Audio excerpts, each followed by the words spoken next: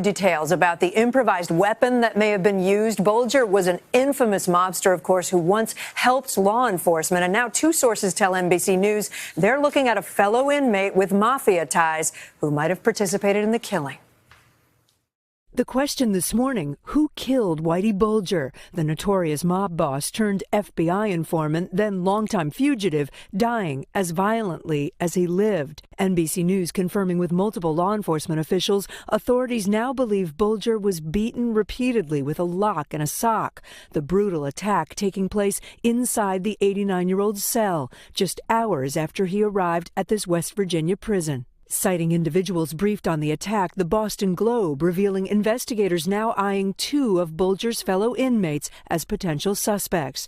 One of them, 51-year-old Fotios Freddy Geas, a Mafia hitman from Western Massachusetts, serving a life sentence for his role in two murders. The Globe reporting video surveillance captured Geas and another inmate entering Bulger's cell about 2 hours before he was found unresponsive.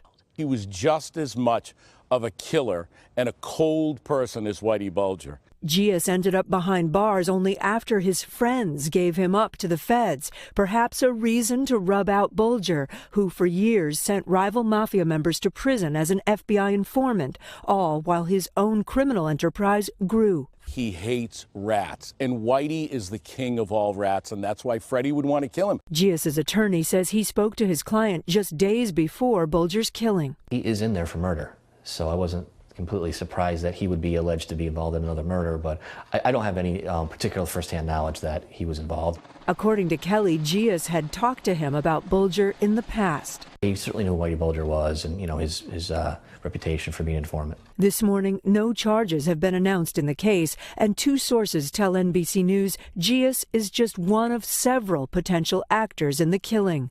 In the end, turning one of the country's most ruthless criminals into the victim.